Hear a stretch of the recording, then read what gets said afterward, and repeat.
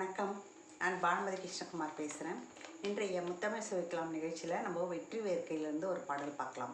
இந்த வெற்றி வேர்க்கைக்கு நருந்தொகை என்று பெயர் இருக்கிறது என்று கடந்த பாடல் நிகழ்ச்சியில் நான் சொல்லியிருந்தேன். இதை எழுதியவர் அதிவீரராம பாண்டியர் என்ற ஒரு மன்னர் எழுதியிருக்காரு.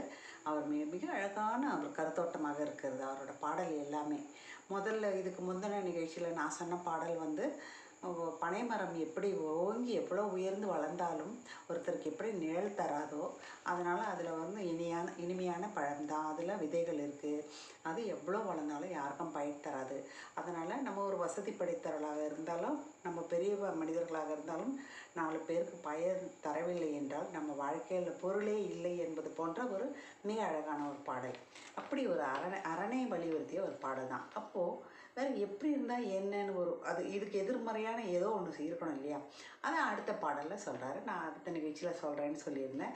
அந்த மிக அழகான பாடலை நம்ம இப்போ பார்க்கலாம்.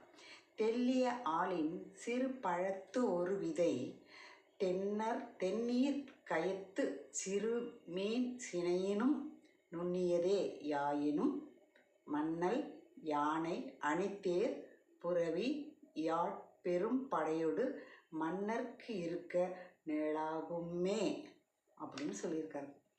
என்னன்னா, தெல்லிய ஆளின் சிறு பழத்து ஒரு விதை. தெல்லிய ஆளின் என்றால் நல்லா வளர்ந்து படர்ந்த ஆலமரத்தில் இருக்கு இல்லையா? அதில் ஒரு சின்ன பழம் தான் இருக்கும் ஆலமரத்து. ஏன்னா ரொம்ப உயரத்துலேருந்து பெரிய பழமெல்லாம் பழுத்து விழுந்தால் நிறைய காய்க்கும். அதனால் நிறைய பறவைகள் இருக்கும், கொத்தி தின்னும். அங்கேருந்தெல்லாம் பறவைகள் கொத்தி தின்னும் போதெல்லாம் ஒரு பழம் விழுந்தால் என்ன ஆகும்? அதனால் இயற்கை மிக அழகாக ஒரு சிறிய பழமாக தான் படைத்திருக்கிறது ஆலமரத்துக்கு. அவ்வளோ பெரிய மரத்துக்கு மிகச்சிறிய ஒரு பழம் தான் ஆலமரத்து பழம். அப்படி அதனோட விதை எப்படி இருக்கும்? அதுவும் எப்படி இருக்குமா? தென்னீர் கயத்து, கயம் என்றால் குளம், தென்னீர் என்றால் நல்ல நீர். குளத்தில் ஒரு மீன், சிறு மீன், அதில் ஒரு சின்ன மீன் இனம் இருந்து, பெரிய மீன் சுறா மீன்லாம் கிடையாது, அந்த மாதிரி ஒரு சின்ன மீன் இனத்தினோட முட்டை, சினை என்றால் முட்டை, சினை முட்டையினும் நுண்ணியதே, அந்த முட்டையை விட சின்னது. அதாவது கடல் கூட கிடையாது, குளத்தில் வாழற ஒரு மீன்கள் இனம், அதுலேயும் ஒரு சிறு மீன் தான், பெரிய மீன் கிடையாது. அந்த சிறு மீனுடைய முட்டை சினையினும் நுண்ணியதே. நுண்ணியதுன்னா ரொம்ப சின்னது, கண்ணு கூட தெரியாது தான் நுணுக்கம் நுண்ணியதுன்னு சொல்லுவாங்க. அப்போ அதை விட நுண்ணியதே யாயினும், அவ்வளவு சிறிய விதையாக இருந்தாலும், மன்னல் யானை அணி தேர் புரவி யாட்பெரும் படையொடு. என்னன்னா, யானைப்படை, தேர்ப்படை, புரவி என்றால் குதிரைப்படை, யாட்படை காலாட்படைகள், இந்த ரத கஜ தரக பதாதி என்று சொல்லக்கூடிய 4 வகை படைகள், இவ்வளவு பெரும் படையோடு மன்னருக்கு இருக்க நிழலாகுமே. இந்த 4 பெரும் படைகளும் நிற்குமா? மன்னரும் நிற்பார். அவ்வளோ மன்னர் மட்டும் நிற்பார்? அவர் அமைச்சர், அவர் கூட படை தளபதிகள், அப்புறம் ஒற்றர்கள், இப்படி எவ்வளோ பேர், அவங்க படை காவலர்கள், இவ்வளோ எவ்வளோ பேர் நிற்பாங்க? இத்தனை பேரும் சேர்ந்து நிற்கிறதுக்கு நிழலாகுமே. சிறிய விதையாக இருந்தாலும் அது சிறிய விதை தான். அது மண்ணில் ஊன்றி விழுந்து வளரும்போது அது பெரிய அளவில் வளர்ந்து விடுகிறது. அதனால் யாராவது சிறிய அளவில் தாழ்ந்தவர்களாகவோ நிலையில் தாழ்ந்திருந்தாலோ அவங்கள மட்டமாக எண்ணக்கூடாது. அவங்க பின்னாளில் பெரிய அளவாக வளர்ந்து அவங்க பல பேருக்கு அவங்கள ஆதரவு தருபவர்களாகவும், மற்றவர்கள் வளர்ச்சிக்கு உதவக்கூடியவர்களாகவும், மற்றவருக்கு சேவை செய்பவர்களாகவும், உதவி புரிவர்களாகவும் அவர்கள் வரக்கூடும். அதனால் என்ன அழகாக நம்ம தமிழ் இலக்கிய பெருமக்களை எல்லாருமே பார்த்தோம்னா, நம்ம அன்றாடம் பார்க்குற ஒரு செய்திகளில் இருந்து, பொருள்களில் இருந்து அந்த எடுத்து அதை ஓமையாக சொல்லி ஒரு பாடல்கள் சொல்லும்போது அத்தனை அருமையான ஒரு இலக்கியம். ஒரு அறத்தை சொல்வதற்கு எப்பேற்பட்ட ஒரு பாடல்! ஒரு தெல்லிய ஆளின், பெரிய நல்ல வளர்ந்த பறந்த ஆல்மரத்தின் ஒரு சிறப்பழுத்து ஒரு விதை, ஒரு சின்ன பழத்தினோட ஒரு விதை, அது எப்படி இருக்கும்? தென்னீர் கயத்து, நல்ல தண்ணீர் குளத்தில் இருக்கிற சிறிய மீனினுடைய சினையினும் நுண்ணிய, அதனோட மீன் முட்டைகள் இருக்கும், பார்த்துருப்பீங்க. அந்த சின்ன மீன் முட்டையை விட சின்னதான அளவு ஆயினும், அப்படி இருந்தாலும், அதுதான் அங்கே அருமையே.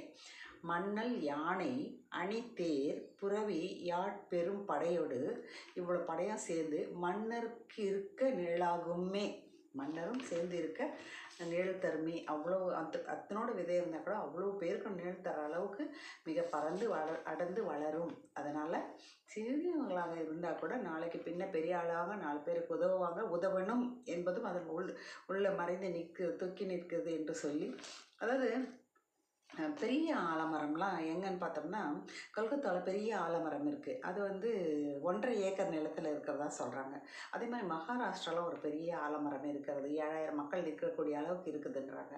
அப்புறம் ஆந்திராவில் ஒரு பள்ளத்தாக்கு. அங்கே வந்து 20,000 மக்கள் இருக்கக்கூடிய அளவுக்கு பெரிய ஆலமரம் இருக்குதுன்றாங்க. அவ்வளவே எங்கேயோ போக வேணாம். அடையாறில் ஆலமரம் இருந்தாலே அடையாறு ஆலமரம்ன்றத அந்த காலத்தில் மிக சிறப்பாக அடையாறு கூட ஒட்டி அந்த ஆலமரம் வராமல் இருக்காது. அப்படி அடையாரோட கூட ஒட்டி ஒரு அடையாளப்படுத்தப்படுகிற ஒரு மரம் அடையாறு ஆலமரம்.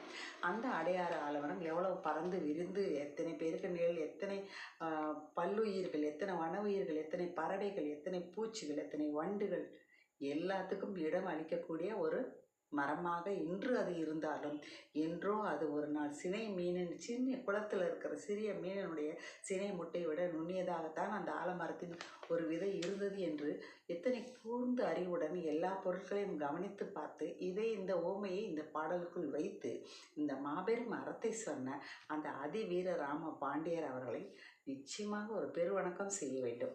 அத்தனை அழகான ஒரு பாடல் இது. மறுபடியும் படிக்கிறேன். தெள்ளிய ஆளின் சிறு பழத்து ஒரு விதை தென்னீர் கயத்து சிறுமீன் சினையினும் நுண்ணியதே யாயினும் மன்னல் யானை அணிதேர் புரவி ஆட்பெரும் படையோடு மன்னருக்கு இருக்க நேளாகுமே. ரொம்ப அழகான பாடல் இல்லையா? இப்பேற்பட்ட அறத்தை சொல்கிற பாடல். போன முன்பாட்டுக்கு எதிரான மற்ற ஒரு உதாரணத்தை சொல்லி அறத்தை சொல்கிற ஒரு பாடல். மிக அருமையான பாடல். கேளுங்க. நன்றி.